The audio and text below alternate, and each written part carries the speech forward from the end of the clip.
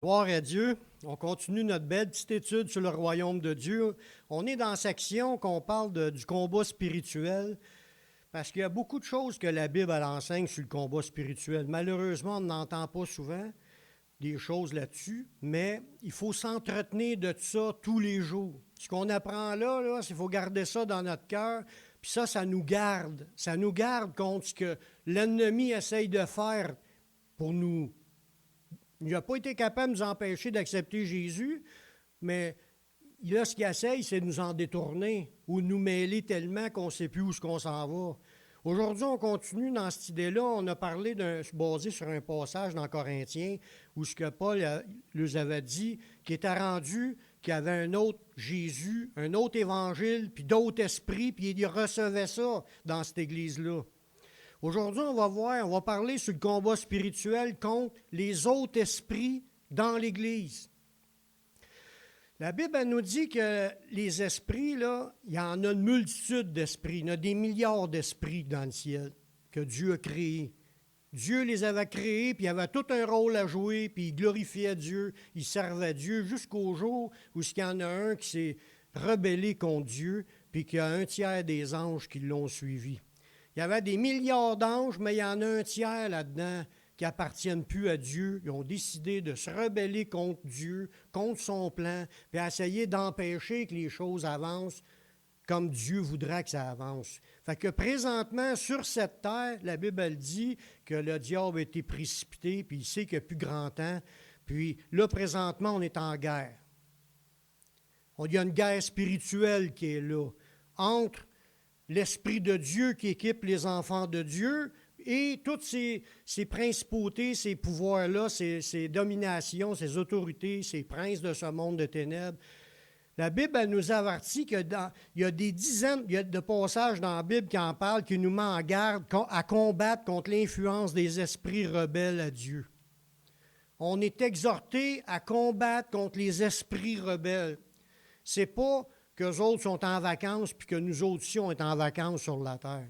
Il faut vraiment entrer dans le combat parce que ça ne prend pas grand-chose qu'on se déconnecte. Puis on est absorbé dans plein d'autres affaires qu'on n'a plus notre connexion. On n'est plus rempli du Saint-Esprit ou on est carrément dans le péché. Dans Éphésiens 6,12, ça nous dit justement ça, qu'on n'a pas à lutter contre la chair et le sang. Ce n'est pas contre les humains qu'on lutte, mais contre les dominations, contre les autorités, contre les princes de ce monde des ténèbres, contre les esprits méchants dans les lieux célestes. Le combat n'est pas contre le premier ministre ou les juges ou ceux qui font les lois ou les policiers ou les autres frères et sœurs dans l'Église. Le combat n'est pas contre les humains et contre des esprits. Eux, ces esprits-là, travaillent tout le temps pour essayer de dérouter les chrétiens. Puis ils travaillent aussi à garder dans le péché les gens qui ne sont pas encore repentis. Il y a un combat à mort. Ce n'est pas un combat comme si ça serait juste une bataille, puis après ça, ils se serrent la main, puis tout le monde sont contents, là, comme qu'on voit dans les luttes, puis dans ces affaires-là. Ce n'est pas un fake. C'est vraiment un combat, puis votre vie, ma vie, est en jeu. La Bible elle dit, le juste se sauve avec peine, que deviendra l'impie et le pécheur. Si on rentre au ciel, pas si on rentre, on va rentrer, mais ce n'est pas sans rien faire, c'est en combattant. On va rentrer, mais c'est en gardant la foi dans les bonnes choses, dans ce qu'on a vu déjà, qu'il y a beaucoup de fausseté qui se véhiculent dans les autres évangiles qui sont prêchés ou d'autres Jésus qui est prêché. Puis aujourd'hui, on va voir que dans l'Église particulièrement, il y a d'autres esprits qui agissent. La Bible nous avertit qu'il y a des représentants de Dieu qui sont animés d'esprits séducteurs. Puis ils peuvent être assis dans les églises. Puisque Paul lui-même, quand il a parlé aux Corinthiens, on va le lire tantôt ce verset-là, c'était à des gens dans l'Église que Paul est en train d'avertir. Puis ces esprits-là manipulent des gens qui sont assis dans des églises du Seigneur. Ça pouvait même être des personnes qui ont accepté Jésus, mais ils sont devenus manipulés parce qu'ils ont laissé rentrer des choses. On va voir ça tantôt. Dans 2 Jean, chapitre 1, verset 7, ça nous dit « Car plusieurs séducteurs sont entrés dans le monde. qui ne confesse point Jésus-Christ venu en chair. Celui qui est tel, c'est le séducteur et l'antéchrist. Ça veut dire qu'il y en a plusieurs personnes qui sont rentrées dans le monde. Ben là, on parle d'humains manipulés par ces esprits-là. Ces esprits-là séducteurs manipulent les gens pour amener les gens à plus s'occuper de Jésus, à ne pas confesser Jésus, à ne pas travailler pour servir Jésus, mais à travailler pour enfarger ceux qui travaillent pour le royaume de Dieu. La Bible elle nous dit qu'il y a deux façons pour reconnaître les esprits qui agissent au travers des gens. Puis ça, c'est ça qu'on veut apprendre aujourd'hui. Comment discerner quel esprit qui agit dans quelqu'un? C'est pas à cause qu'il y a un beau sourire, puis il est habillé en bel habit avec une cravate, que c'est un chrétien, puis il est rempli du Saint-Esprit. C'est pas par l'apparence extérieure. Il y a deux façons de reconnaître. Premièrement, par le don du discernement des esprits, qui est un don spirituel. Puis ça, c'est des révélations que le Saint-Esprit donne à une personne pour discerner les esprits qui sont en arrière de quelqu'un, en dedans de quelqu'un, qui animent quelqu'un, qui poussent quelqu'un à dire des choses ou à faire des choses. Ce don-là est distribué, c'est un des 9 dons spirituels que Dieu offre à son Église, qui nous demande d'aspirer aux dons. Fait que si vous voulez développer votre discernement, mais il faut apprendre à demander à Dieu, Seigneur, donne-nous le discernement des esprits pour reconnaître les faux. Parce que des enseignements religieux, il y en a à la tonne, mais ce n'est pas tout le Saint-Esprit qui parle là-dedans. Il y a beaucoup de faux qui trompent les gens, qui séduisent les gens, puis qui emmènent les gens à croire en quelque chose qui n'est pas biblique. Puis là, ça amène les gens dans d'autres évangiles, faux évangiles qui ne sauvent pas. Puis aussi d'autres Jésus, comme qu'on a vu les 2 semaines antérieures. Si vous n'avez pas écouté ces messages-là, j'encourage d'aller sur YouTube, puis ils sont tous là, ou dans mon site web, ils sont tous là. Allez réécouter ces affaires-là, c'est important. La deuxième manière pour discerner les esprits qui travaillent en arrière ou avec ou en quelqu'un, parce que c'est différent d'une personne à l'autre selon ce qu'ils ont fait. Mais la deuxième manière pour discerner, c'est par le discernement donné par une connaissance profonde de la parole de Dieu. Si tu connais bien profondément la Bible, tu vas être capable de cerner si c'est l'Esprit de Dieu, juste par ce qu'il va faire, ce qu'il va dire. En écoutant, en sondant ce qu'il fait, tu vas comprendre si vraiment il est de Dieu ou pas. Inquiétez-vous pas, tantôt je vais donner des versets qui expliquent cela. C'est là-dedans qu'on veut développer aujourd'hui. Il y a des esprits qui influencent les gens dans leur esprit, soit par des inspirations, des suggestions ou des tentations. Les esprits travaillent la même chose depuis le début de la création. Quand le diable a tenté Adam et Ève, là, il y a eu une technique, puis souvent, il reprend la même technique. Il injecte des fausses idées, il injecte des mensonges, puis là, si tu ne fais pas attention, ces suggestions-là, tu les acceptes, tu médites ça, puis tu acceptes ça, tu bâtis ta foi dans ces choses-là, tu es rendu en train de bâtir ta foi dans des mensonges. Comme Ève, elle a cru le diable, puis elle en a mangé. C'est ça qu'est-ce qui n'aurait pas empêché que Ève elle le fasse? Ça aurait été ancré dans ce que Dieu a vraiment dit à Adam, mais elle n'aurait pas répondu à l'envers quand elle a répondu au diable. Elle n'aurait pas rajouté des choses dans sa phrase. Elle aurait été direct, Dieu lui a dit de ne pas en manger, sinon tu vas mourir. Ça aurait été ferme dans ce que Dieu a dit. C'était la parole de Dieu. Elle n'aurait pas tombé. Puis là, si on veut développer le discernement pour comprendre qu'est-ce qui se passe, qu'est-ce qui est en train de dire telle personne, là, savoir si c'est l'Esprit de Dieu qui est en train de parler, si tu ne connais pas la Bible, tu ne connais pas la parole de Dieu, tu ne seras pas capable de faire la différence, tu vas tout gober. Il faut que tu connaisses les versets. Ils peuvent se servir d'un verset, 2 versets, mais il y a 2, 3, 4, 10 versets autour qui disent le contraire. C'est parce que qu'est-ce qu'elle dit, ce n'est pas la vérité. La Bible, elle ne se contredit pas. C'est notre manière de comprendre qui est fausse ou vraie. Mais pour dire que c'est vrai, il faut que tu comprennes l'ensemble des versets sur un sujet. Puis là, tu trouves c'est quoi l'idée quand tu comprends, quand tu as approfondi ta connaissance en lisant la Bible. Puis tous les chrétiens sont appelés à approfondir la connaissance de Dieu, de sa parole, puis de ce que Dieu a dit, là, c'est ça qui est la base, le vrai. Le reste, on dit tout de suite, on tasse ça. Arrière de moi, Satan. Même si un ange t'apparaît ou un apôtre vient te dire telle affaire, s'il amène d'autres choses que ce qui est écrit, qu'il soit anathème. C'est ça que la Bible a dit. Il faut développer notre discernement pour être capable de dire non quand on entend des choses qui ne sont pas bibliques. Sinon, c'est pas pour rien qu'il y a des centaines de religions, puis les églises sont pleines dans ces religions-là. Pourquoi? Parce qu'ils ne lisent pas le Bible. Tout simplement, ils n'ont pas médité, approfondi. Ils ont bâti sur des faux raisonnements, puis ils sont pognés dans les mensonges, puis ils ne rentreront pas. C'est de même que ça marche. Dieu veut qu'on apprenne, puis qu'on soit tellement ferré, là, dans le sens bien équipé, bien connaissant, qu'on est capable de dire aux autres c'est quoi les vraies affaires à propos de Dieu. Amen. Fait qu'il y a des esprits qui influencent les gens dans leur esprit, soit qui inspirent des idées, des suggestions ou des tentations. Puis une fois qu'ils ont accepté ces choses-là, on est rendu trompé. Il y en a d'autres des esprits qui agissent avec un contrôle sur les gens. C'est encore plus creux, ça, plus dominé. Comment? Les gens viennent avec des convictions. Ils sont convaincus que le mensonge est vrai. Sont dominés. Quand quelqu'un est convaincu que son mensonge est vrai, il est dominé.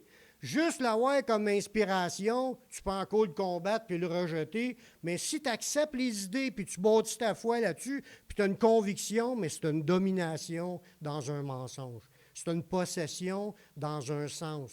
Peut-être vous ne tomberez pas à terre, faire des crises, puis crier, puis l'écume qui sort de votre bouche, comme des possessions qu'on a vues dans la Bible, mais ça aussi, c'est un genre de possession. Mais les gens, aujourd'hui, sont possédés par le mensonge. Un esprit menteur qui injecte des mensonges, puis les gens comprennent ces choses-là comme si c'est une conviction dans cela, c'est une domination d'un esprit qui les tient captifs dans un mensonge. Puis là, ils peuvent aller demander aux témoins de Jéhovah s'ils sont convaincus que le Jésus de leur doctrine est vrai, ou les catholiques, ou les mormons, ou les musulmans. Tout le monde sont convaincus que leur religion est vraie, parce qu'ils sont menés par l'esprit qui est en arrière de cela, qui leur a mis une conviction, puis ils sont dominés. Pour arriver à sortir de là, il faut qu'ils cherchent autre chose. Lire la Bible, puis laisser rentrer les vérités, puis là, les accepter, puis demander au Seigneur de venir le délivrer. Là, la vérité va rentrer, puis ils vont pouvoir briser le chaîne et le lien qui les entoure, rejeter les mensonges, puis de pouvoir marcher dans la vérité. C'est de même que ça marche. Est-il possible pour un chrétien d'être influencé ou de recevoir d'autres esprits? Oui. Bien sûr. On ne parlera pas de tout ce point-là aujourd'hui, peut-être, si Dieu le veut, la semaine prochaine. Mais pour aujourd'hui, on va parler sur le combat spirituel contre les esprits qui s'infiltrent pour influencer les croyants dans les églises. Comme c'était dit par Paul dans 2 Corinthiens, chapitre 11, les versets 3 et 4. Paul a dit aux Corinthiens, on l'a lu à chaque semaine, celui-là, « Toutefois, de même que le serpent séduisit Ève par sa ruse, c'est ça qu'on voit, Satan, il est rusé. Il ne faut pas le sous-estimer, il ne faut pas penser que c'est un tata. Ce n'est pas un tata. Il est 10 fois plus intelligent que chacun de nous, humainement, dans les connaissances, là, ce qu'on a, nous autres, lui, il est bien plus intelligent, puis il a bien plus d'expérience que nous, puis il vit depuis bien plus longtemps que nous autres. Nous autres, moi, ça fait 63 ans, je dis ça, moi, là. Lui, ça fait des milliers d'années qu'il est sur la terre, sans compter le temps qu'il était dans le royaume de Dieu avant. On ne sait pas combien de temps, mais il a de l'expérience, il a une connaissance, puis il a développé des ruses pour pogner le monde dans le mensonge. C'est son but. Jésus, il est venu pour apporter la vérité, puis lui, c'est le mensonge, puis de mêler le monde. Pour les garder dans le mensonge et les ténèbres. La noirceur, c'est tu ne vois pas clair, tu es dans les ténèbres, tu es dans le mensonge. La lumière, c'est la vérité. Voyez-vous? Dans Corinthiens, je reviens à ce que je lisais, toutefois, de même que le serpent séduisit Ève par sa ruse, je crains que vos pensées ne se corrompent. Là, on parle de chrétiens, que le pensée est en train de se corrompre. Quand tu deviens corrompu, là, des fois, c'est juste parce que tu penses des choses de péché, tu es corrompu. Mais si tu laisses rentrer le mensonge, tu es aussi corrompu. Parce que la vérité qui est dans ta tête, c'est rendu mensonge, tu es rendu corrompu. Puis là, il dit, vos pensées ne se corrompent et ne se détournent. Là, il est en train de se détourner de ce qu'il est en train de penser, ce qu'ils avaient reçu, eux autres, à propos de Jésus, de la simplicité à l'égard de Christ. Car si quelqu'un vient vous prêcher un autre Jésus celui que nous avons prêché, ou si vous recevez un autre évangile, un autre esprit, que celui que vous avez reçu, ou un autre évangile que celui que vous avez embrassé, vous le supportez fort bien. Fait que leur corruption, leur détournement de Christ était dû au fait qu'ils ont accepté un autre Jésus, ils ont accepté un autre évangile, puis ils ont accepté un autre esprit. Les chrétiens. Ça veut dire, si c'est arrivé il y a 2000 ans, ça arrive encore aujourd'hui, puis je peux vous le garantir que c'est là, puis pas à peu près. Plus qu'avant, que les esprits agissent, puis détournent les gens de la vérité. C'est ça que la Bible appelle l'apostasie, la puissance d'égarement qui est là présentement, qui est déjà commencée. C'est promis qu'à la fin des temps, ça sera comme ça. Puis c'est pour ça qu'on a beaucoup d'efforts à faire pour rester dans la vérité. La Bible nous dit de ne pas croire que toutes les manifestations surnaturelles viennent de Dieu. C'est pas à cause qu'on voit un miracle, « Ah, c'est Dieu qui a fait ça ». Ce n'est pas toutes les manifestations surnaturelles qui viennent de Dieu. Puis ça, la Bible, elle nous le dit, pas juste dans un passage. Regardez bien ce que ça dit dans 1 Jean, dans 1 Jean 4.1. Ça dit, « Bien-aimés, n'ajoutez pas foi à tout esprit. » Ça veut dire, dites pas, « Ah, ça, c'est le Saint-Esprit. » Mais éprouvez les esprits pour savoir s'ils sont de Dieu. Il y a un questionnement que les chrétiens doivent avoir quand ils voient un miracle. C'est-tu Dieu qui a fait ça? Premièrement, s'il y a eu un vrai miracle. Puis deuxièmement, si vraiment c'était l'Esprit de Dieu ou un esprit séducteur qui a fait ce miracle-là. Il continue sa phrase, il dit, « N'ajoutez pas foi à tout esprit, mais éprouvez les esprits pour savoir s'ils sont de Dieu, car il y a plusieurs faux prophètes qui sont venus dans le monde. » Dans ce temps-là, aujourd'hui, il y en a encore bien plus. Des faux. Des faux évangiles, il y en a encore plus. Des faux Jésus, il y en a encore plus. Puis d'autres esprits qui travaillent dans ces religions-là pour essayer de séduire, puis tromper, puis faire tomber le monde dans le péché, premièrement. Les chrétiens ils ont un lourd combat à livrer, un combat spirituel contre ces esprits-là. Parce qu'on ne veut pas embarquer dans une séduction, on veut rester dans la vérité, puis pas juste aujourd'hui, jusqu'à la fin de notre vie. Amen. Il y avait autant des apôtres, des imitations, des dons spirituels, puis aujourd'hui, c'est encore pire. Il y a des gens qui font de fausses prophéties, de fausses guérisons, qui prient en langue ou qui prophétisent par Marie, etc. Il n'y a pas juste dans l'Église du Seigneur que le monde parle en langue, là. J'ai vu des musulmans parlant en langue.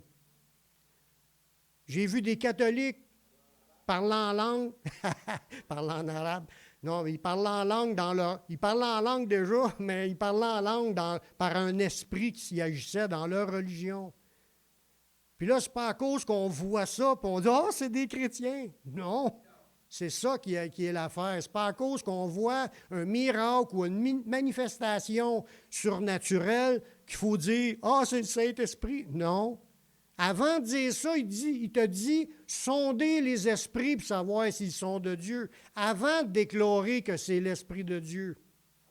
Amen. Il faut développer notre discernement basé où? De la parole de Dieu. une étude profonde, comprendre c'est quoi que Dieu a dit sur les sujets. Puis là, tu vas être capable de discerner, à moins que tu aies de don de discernement des esprits, tu vas être capable aussi de discerner si c'est un esprit de Dieu qui parle ou si c'est un faux. Ce n'est pas par des miracles que nous pouvons discerner les vrais des faux. Il y a des dons spirituels qui se manifestent par des esprits autres que le Saint-Esprit. Dans Matthieu 24, 24, ça nous dit, c'est Jésus encore qui parle, « Car il s'élèvera de faux Christ, des faux prophètes, ils feront de grands prodiges et des miracles, au point de séduire, s'il était possible, même les élus. » Ça veut dire que les élus, ils ont besoin d'être attelés, puis d'être capables de discerner. Parce que Jésus, c'est une mise en garde qu'il nous donne là. C'est pas juste parce qu'il voulait écrire le texte, là, puis il cherchait de quoi dire. C'est sérieux, frères et sœurs. Il y a du mensonge qui se véhicule à la tonne, puis des faux prophètes qui font des faux miracles. Puis après ça, on se pose des questions, puis on est tous mêlés, puis on ne comprend pas parce qu'il y a des faux miracles, des fausses prophéties. Je ne dis pas que toutes les celles que vous avez entendues aujourd'hui qui n'étaient pas de Dieu, pas du tout. Dieu parle aussi, mais avant de dire que quelqu'un, c'est le Saint-Esprit qui l'anime, il faut le sonder. Les esprits sont difficiles à reconnaître. Ça ne se voit pas à l'œil. Si nous manquons de connaissance de la parole de Dieu, mais à cause de cela, il y a des chrétiens qui abandonneront la foi. C'est écrit dans 1 Timothée 4.1.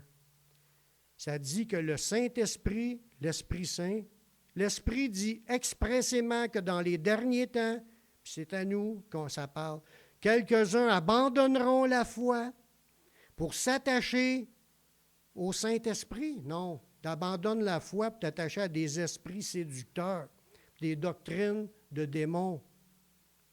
C'est quoi qui est une doctrine de démons? Tout ce qui va à l'encontre de ce qui est écrit. La doctrine de Dieu est dite, entière, pleine, complète, plus besoin d'ajouter, puis il nous dit de rien ajouter, ça nous dit aussi de ne pas aller plus loin de ce qui est écrit. Ça, c'est la doctrine de Dieu. Tout le reste qui fait partie des religions, là, ou des enseignements dans des églises, ou des pratiques dans des églises, tout le reste qui n'est pas écrit là-dedans, c'est une doctrine de démon. La minute que quelqu'un, peu importe son nom, peu importe qui ce qu'il est, quelle influence qu'il a, quelle grandeur d'église, peu importe, s'il dit un mensonge, s'il déclare une chose qui est contraire à ce qui est écrit là, c'est une doctrine de démon. Sinon, si ça aurait été de Dieu, elle serait écrite ici. Si elle n'est pas écrit là, il faut tout jeter dehors. Fait que quand on lit des livres là, autres que la Bible, on va s'apercevoir qu'il y en a bien des livres qui devraient prendre le bord. Que des choses, c'est pas vrai, que c'est des menteries. Puis c'est pas des farces que je vous dis là. J'en ai lu une couple des livres dans ma vie, là, puis je les ai fait, ils ont pris le bord. Pour moi, là, il y a tellement d'affaires que c'est pas vrai, c'est pas ça qui est écrit dans plein de livres. Ça en est dangereux. Fait que faites attention. Puis avant de commencer à lire les autres livres, je vous conseille, lisez la Bible en premier. Apprenez à approfondir votre connaissance de la Bible. Pour discerner de la fausse argent, là, tu n'as pas besoin d'en avoir dans tes mains de la fausse argent. Tu as juste à manipuler de la vraie argent. Manipule-la, là, à force, là, à longue, là, au bout de temps que tu te pratiques à manipuler la vraie argent, aussitôt qu'il va te rentrer un faux billet, tu vas le sentir tout de suite, c'est un faux. Il n'est pas pareil comme les autres. Si tu as développé le discernement à détecter les vrais billets, là, à sentir les vrais billets, il va t'en passer un faux, tu vas dire ça c'est un faux, parce qu'ils n'ont pas le vrai papier pour faire les billets. Voyez-vous, tu vas le détecter. Tu n'as pas besoin d'apprendre des cours sur les faux billets. Apprends les vrais. Apprends la Bible. Tu n'as pas besoin d'apprendre de cours sur les fausses doctrines. Apprends la doctrine, la saine doctrine, la parole de Dieu, puis tu vas développer un discernement, tu vas être capable de détecter tout de suite ce qui n'est pas de Dieu. Amen.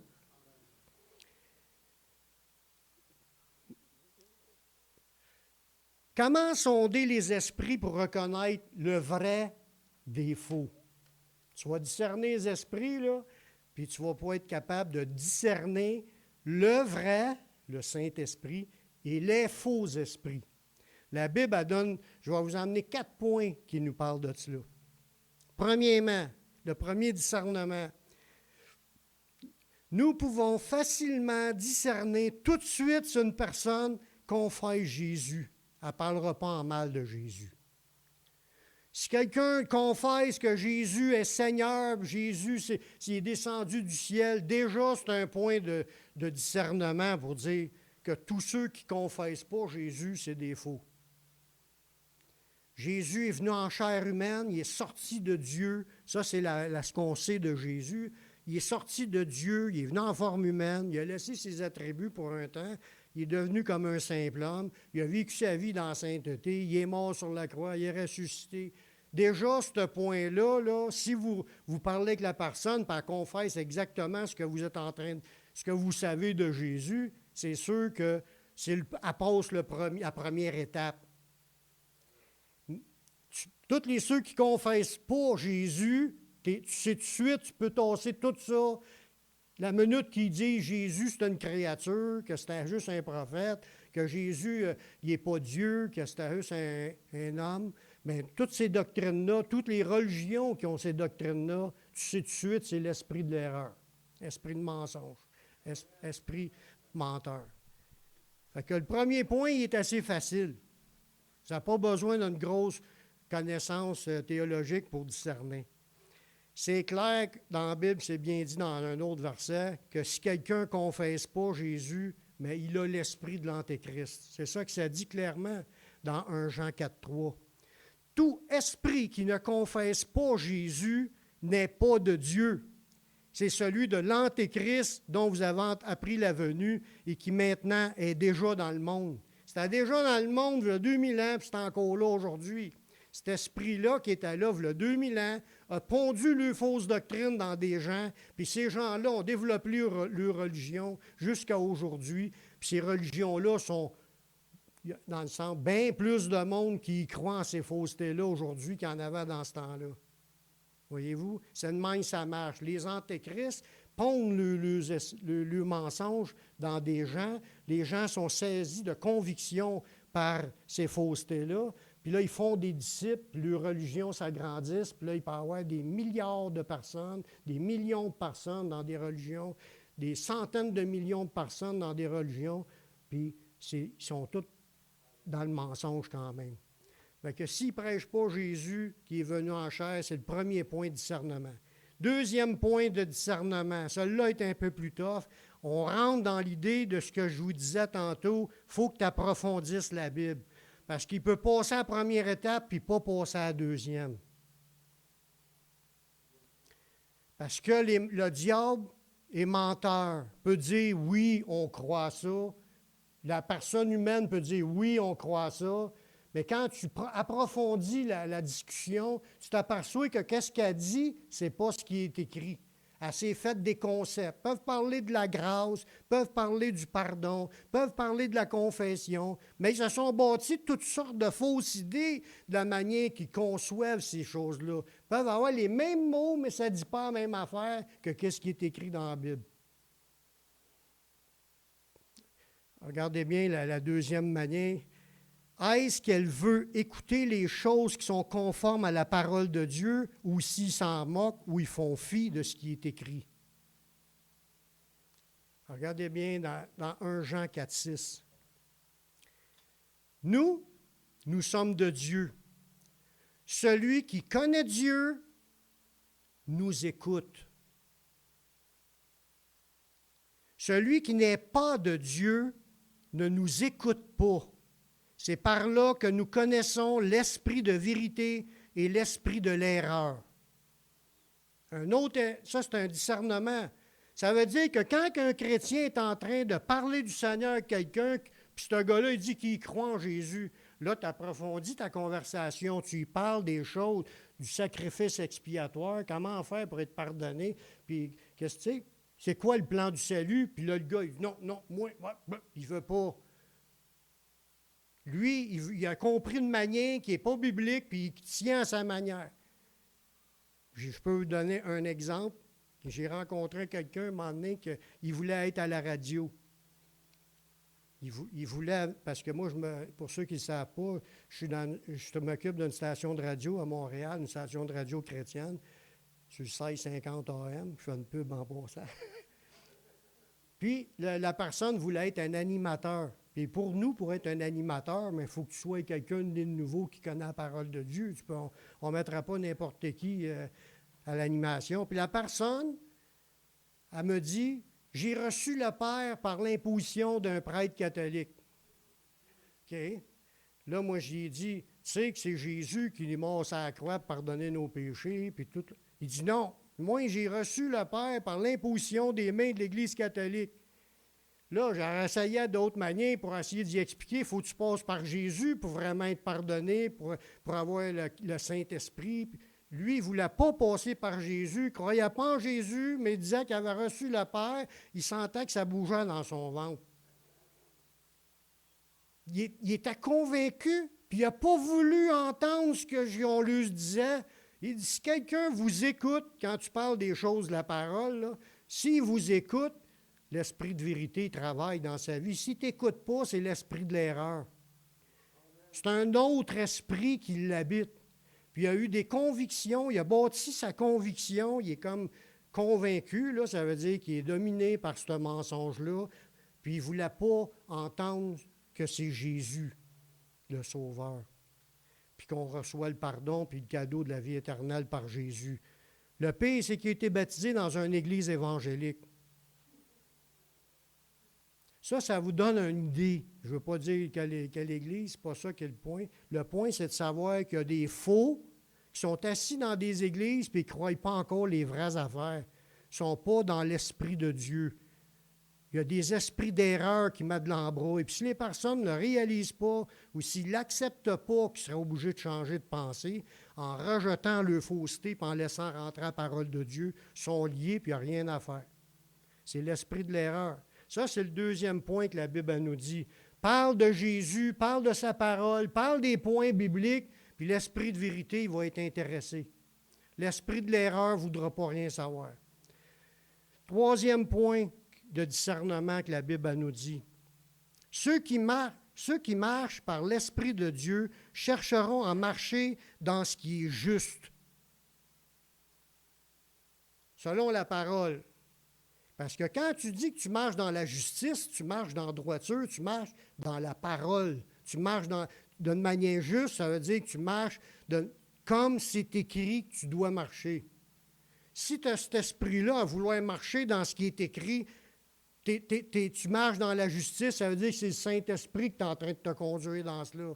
Si tu es quelqu'un qui s'en fout de marcher dans la justice, puis qui marche tout croche, puis volontairement de marcher tout croche, dans le péché, puis de faire des choses en disant des faussetés pour te justifier, comme « Ah, une fois sauvé, toujours sauvé, puis après, tu t'en fais l'adultère. » Tu es dans le péché, tu n'as pas l'Esprit de Dieu. C'est de même que ça marche. C'est encore un esprit de séduction, de mensonge qui entraîne le monde dans le péché, puis ils encouragent dans le péché. Quelqu'un qui est l'Esprit de Dieu va vouloir marcher dans la justice. S'il se fait montrer quelque chose qu'il ne savait pas, il va être prêt à vouloir apprendre et à vouloir changer. C'est ça, être conduit par l'Esprit. Tu marches dans la vérité, tu marches dans la justice. Regardez bien ce que ça dit dans 1 Jean 2, 29. Si vous savez qu'il est juste, en parlant de Jésus, reconnaissez que quiconque pratique la justice est né de lui. Fait que quand on parle de justice, encore, c'est toujours la justice de Dieu. Jésus nous dit, cherchez le royaume et sa justice. Fait qu'un vrai né de nouveau va vouloir marcher dans la justice, qui est basée de marcher sur la parole de Dieu. La minute que quelqu'un dit non, ça c'était dans ce temps-là, ça c'est pas important, puis ça, il se trompe par des faux raisonnements, c'est un autre esprit qui est en train de le conduire à rejeter ce qui est écrit. Puis ça, il y en a plein de chrétiens aujourd'hui qui sont comme cela. Quatrième point, ceux qui marchent par l'Esprit de Dieu chercheront à marcher dans l'amour. 1 Jean 3,10, ça nous dit cela. Ça, c'est le 4e discernement. C'est par là que se font reconnaître les enfants de Dieu et les enfants du diable. Il est en train de dire que ceux qui ne sont pas dans cette marche-là, de cette façon-là, c'est des enfants du diable. Ils peuvent être assis dans l'Église, puis être des enfants du diable.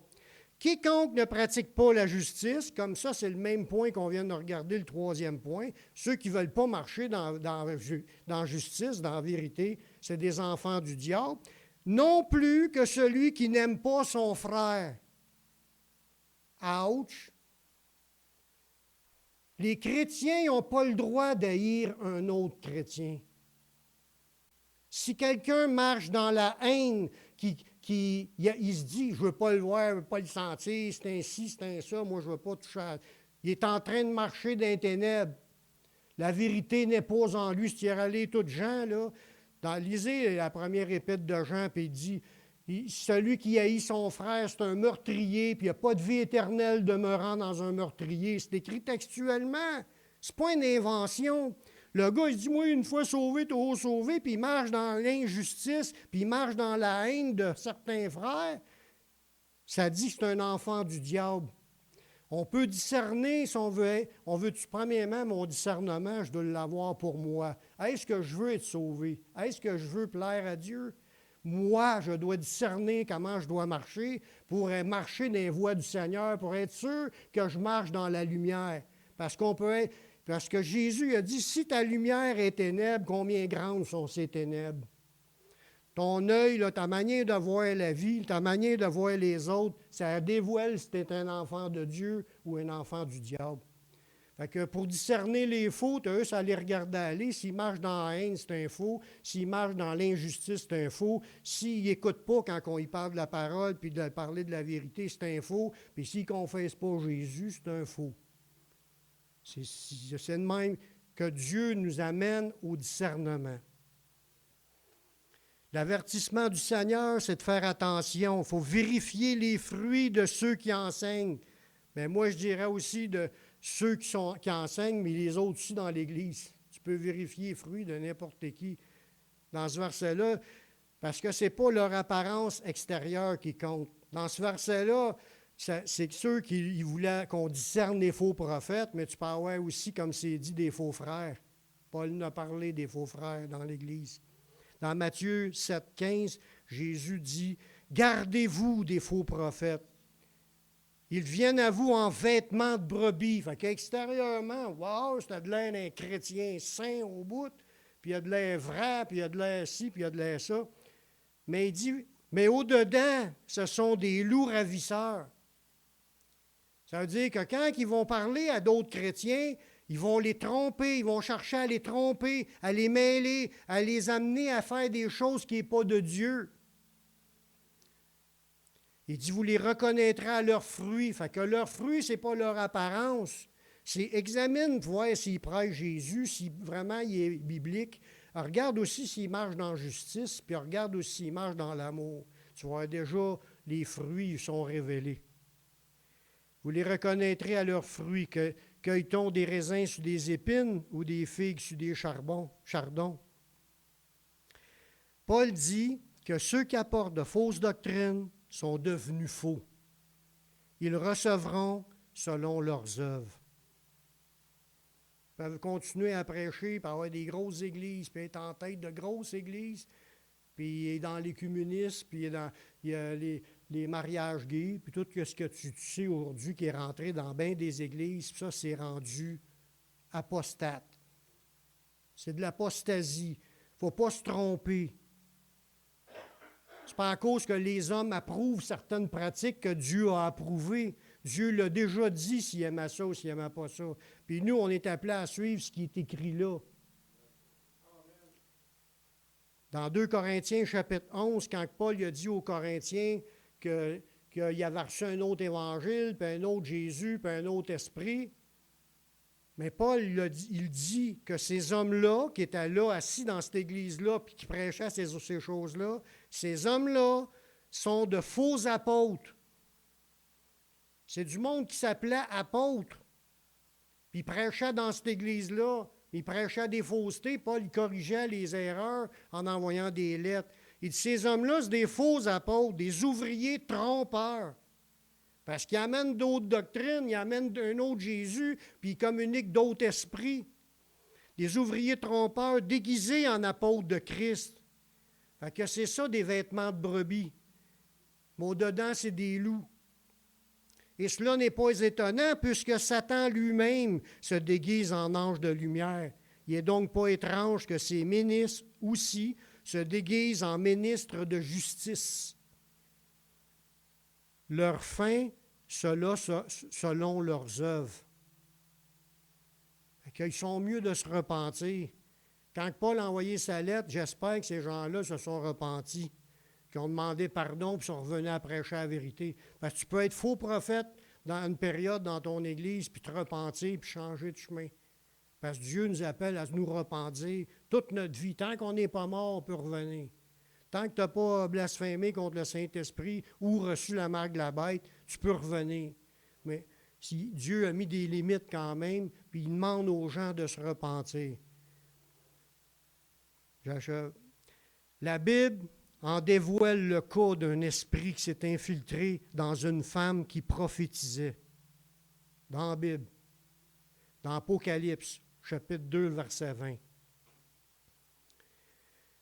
Dieu, dans ces paragraphes-là, il parle à l'ange de l'Église. Le mot ange, là, c'est pas ça qui aurait dû être écrit, c'est messager. Parce que dans le grec, le mot ange puis le mot messager, c'est le même mot. Fait qu'il est en train de parler au pasteur de cette Église-là.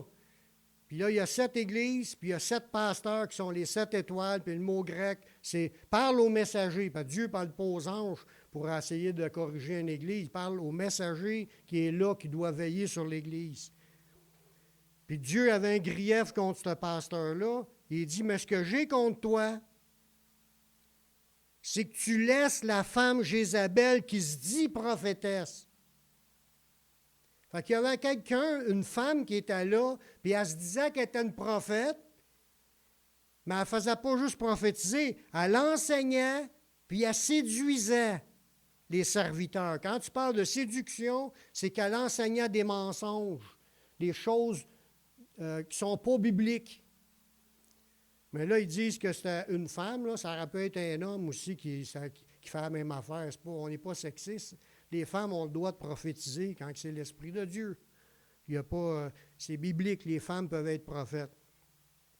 Mais là, dans ce cas-là, Dieu il a dit que c'était une femme qui avait cet esprit-là qui s'appelait Jézabel. Puis Jézabel, là, c'était la femme du roi Achab dans l'histoire avant Jésus, dans la Bible, dans l'Ancien Testament. Il y avait le roi d'Israël, puis il y avait le roi de Juda. Puis en Israël, il y avait un roi qui s'appelait Achab.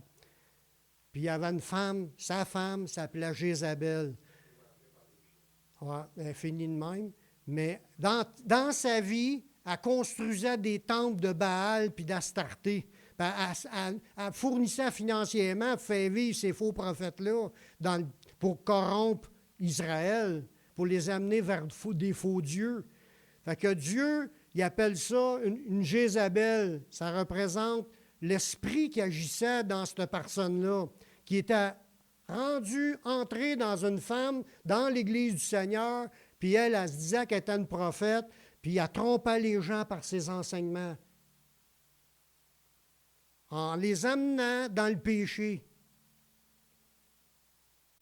Ça dit, pour enseigner et séduire mes serviteurs pour qu'ils se livrent à l'impudicité. L'impudicité, c'est qu'il doit y avoir des tripes de sexe qui se faisaient dans cette église-là, qu'elle disait que c'était correct, qu'on est dans l'onction de Dieu, puis c'est de l'amour en esprit. Il doit y avoir des théories comme ça, là. Parce que ça, ces phrases-là, je viens de vous dire, ces 2 phrases-là, si je les ai entendues, je les ai lues plutôt dans une chose qui se passait dans une église, puis de faire l'amour dans l'esprit, dans des églises, que ça existe. Puis que, tu sais, aimons-nous les uns les autres, ils vont jusqu'à là, eux autres. Fait qu'elle, elle enseignait ça dans cette église-là. L'impudicité, puis ça l'enseignait aussi de manger des viandes sacrifiées aux idoles. Dieu en a parlé dans la parole des viandes sacrifiées aux idoles. Il dit même pas rentrer Puis dans ces places-là, parce que si un frère te voit là, lui, sa conscience qui est faible, il va manger des viandes, puis il va mourir spirituellement, ce frère-là, en participant. Puis l'autre passage qui en parle, ça dit que Dieu ne veut pas qu'on mange à la table des démons. Parce que ce qu'on sacrifie, on sacrifie à des démons et non à Dieu. Puis si tu manges des viandes sacrifiées, qui ont été sacrifiées à des idoles, à des démons, mais tu es en train de manger à la table des démons, bien, il dit, il ne veut pas que vous soyez en communion avec les démons. C'est ce que ça dit dans le texte. Puis ça dit aussi, voulez-vous provoquer la jalousie du Seigneur? Êtes-vous plus fort que lui? Puis ça, quand il dit ça, ça réfère au commandement de Dieu, le deuxième commandement de Dieu, qui dit de ne pas se faire d'idoles, de ne pas en fabriquer, de ne pas s'agenouiller devant ça, de ne pas les servir, car Dieu est un Dieu jaloux. Fait que c'est écrit dans le commandement qui est jaloux, puis il dit dans le Nouveau, voulez-vous provoquer la jalousie du Seigneur en allant vous asseoir dans des temples d'idoles? Ça veut dire que Dieu est en train de dire non à l'écuménisme. Il dit, qu'est-ce qu'il y a de commun entre les ténèbres et la lumière, entre le temple de Dieu et le temple des idoles? Fait que toutes les religions, c'est de l'idolâtrie. Si ce n'est pas un culte rendu à Dieu par l'Esprit de Dieu, c'est de l'idolâtrie. Puis les chrétiens n'ont pas d'affaire là. Ça dit, sortez de là, du milieu d'eux, mon peuple. Touchez pas à ce qui est impur et je vous accueillerai. Vous serez pour moi des fils et des filles, dit le Seigneur Tout-Puissant. C'est ça qu'il dit dans 2 Corinthiens à la fin du chapitre 6 puis le début du chapitre 7. Fait que elle, Jézabel, cet esprit de Jézabel-là, t'as rentré dans une église, elle prophétisait, elle enseignait, puis elle séduisait, elle dit, c'est pas grave, on peut faire du sexe, puis c'est pas grave, on peut en manger des viandes sacrifiées aux idoles. Pensez-vous que Dieu ne voyait pas ce qu'elle faisait? Ça a été écrit là. Ça veut dire que c'est non seulement qu'il a tout vu, puis il a écrit des avertissements très graves pour ceux qui pratiquent ces choses-là. Regardez bien le prochain verset. Le Seigneur, lui, avant de lire le prochain verset, là, c'est que le Seigneur, il est patient en entendant les fausses doctrines dans l'Église, mais il a une limite. Il est patient, il donne du temps aux gens de se repentir. C'est pas à cause que Dieu n'a pas encore frappé que Dieu approuve. Mais il donne du temps pour se repentir parce qu'il veut que ses brebis se repentent puis qu'ils reviennent dans la vérité. Regardez Apocalypse 2, 21. Je lui ai donné du temps afin qu'elle se repentît. Il dit clairement que Dieu donne du temps pour se repentir. Fait que quand quelqu'un vit dans des fausses doctrines, il y a du temps. Dieu il est patient, mais abuse pas, là. Repens-toi. C'est sûr qu'il va envoyer quelqu'un pour lui dire. Comme là, il a envoyé Jean d'envoyer une lettre à cette église-là pour leur dire pour qu'elle se repente. Puis là, il dit, j'en ai donné du temps et elle ne veut pas se repentir de son impudicité. Voici, je vais la jeter sur un lit et envoyer une grande tribulation à ceux qui commettent adultère avec elle, à moins qu'ils ne se repentent de leurs œuvres. On voit que le jugement de Dieu est à la porte sur les églises qui pratiquent l'œcuménisme. Ce n'est pas des farces, c'est ce que je vous dis là. C'est une puissance d'égarement de croire que toutes les religions sont pareilles, on est tous frères, puis on marche même bras dessus, toutes les religions. C'est de l'idolâtrie, puis c'est de participer. L'esprit de Jézabel, c'est l'esprit d'œcuménisme. Il n'y a pas grand monde qui le dit, mais moi, je vous le dis. C'est vrai. Dieu, il haïssait ça il y a 2000 ans, puis il haït ça encore aujourd'hui.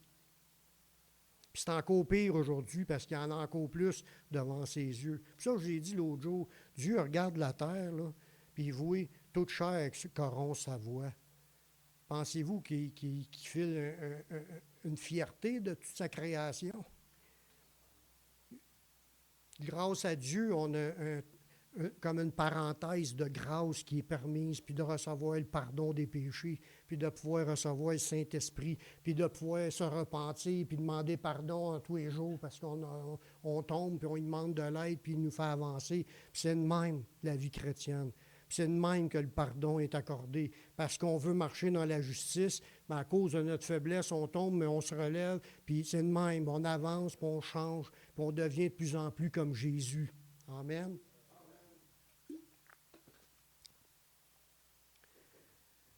Je finis avec un dernier verset. Il y aura des conséquences à tous sur la terre et à la fin de la vie. Parce que sur la terre, il y a des conséquences, puis il y en a aussi à la fin de la vie, quand on va arriver l'autre bord. Il y a des conséquences de notre manière qu'on vit. Si on meurt dans nos péchés, dans l'esprit de l'erreur, puis en dehors du chemin qui sauve, là, qui est Jésus et sa parole, mais tu es perdu à tout jamais. Large est la porte, spacieux est le chemin qui mène à la perdition. Il y en a beaucoup qui rentrent par là. Mais étroite est la porte, c'est Jésus. Resserré est le chemin qui mène à la vie, puis il y en a peu qui les trouvent. Faut que tu trouves la porte, puis faut que tu trouves le chemin. Le chemin, c'est sa parole. Demeurons dans la marche de la pratique de la justice, en obéissant au Seigneur pour plaire au Seigneur, marchant dans la sainteté, marchant dans la crainte de Dieu, continuant d'être au pied du sang de Jésus pour être pardonné. C'est ça le chemin resserré qui mène à la vie. Alors, regardez bien le dernier verset qui est en cours dans l'Apocalypse, suite à qu'il va y avoir des conséquences. Tous vont recevoir selon leurs œuvres. Dans l'Apocalypse 2, 23, c'est Dieu il a déclaré un jugement sur elle. Il dit, je ferai mourir de mort ses enfants, et toutes les églises connaîtront que je suis celui qui sonde les reins et les cœurs. Et je vous rendrai à chacun selon vos œuvres. Qu'est-ce qu'on veut? Qu'est-ce qu'on veut? Est-ce qu'on veut être sauvé? Mais il faut développer notre discernement. Il faut lire la Bible, l'étudier pour ne pas se laisser tromper par les fausses doctrines qu'il y a présentement. C'est plein, je vous le dis, c'est plein. Que ce soit une petite menterie ou une grosse menterie, c'est une menterie. Puis c'est le même qui est le père des menteries. C'est le diable qui est le père du mensonge. C'est lui qui injecte ça dans la pensée des gens pour les tromper. Si on veut marcher, frères et sœurs, restons dans ce qui est écrit. Restons dans ce qui est écrit. Lisons ce qui est écrit. Méditons, pratiquons. C'est le même qu'on plaît à Dieu. Puis c'est ça la foi vivante. La foi vivante, la foi qui sauve. Une foi qui démontre sa foi par des œuvres en obéissant à ce que Jésus dit. Jésus a dit, celui qui m'aime gardera mes paroles. Une autre place, c'est dit, celui qui m'aime gardera mes commandements. C'est de même qu'on reconnaît l'esprit de vérité puis l'esprit de l'erreur. On va faire une prière pour qu'on puisse se tourner vers le Seigneur puis laisser le Seigneur venir changer nos cœurs. Si le Seigneur nous a parlé ou pendant le message, ou s'il nous rouvre les yeux sur des sujets, mais il faut le remercier, puis il faut appliquer notre vie dans ce sens-là. Il faut marcher avec le Seigneur. Seigneur, je te remercie pour ta parole qui est vraie. Je te remercie pour tes révélations, Seigneur. Continue à nous affermer, qu'on devienne de plus en plus solide, qu'on approfondisse davantage ta parole, qu'on puisse développer le discernement afin de demeurer en toi et toi en nous. Merci, Seigneur, de ce que tu vas faire. Bénis chaque personne qui sont ici, qu'on puisse être toujours sous ta grâce, sous le sang de Jésus et rempli du Saint-Esprit. Merci que ce que tu vas faire, je te prie dans le nom de ton Fils Yeshua. Amen.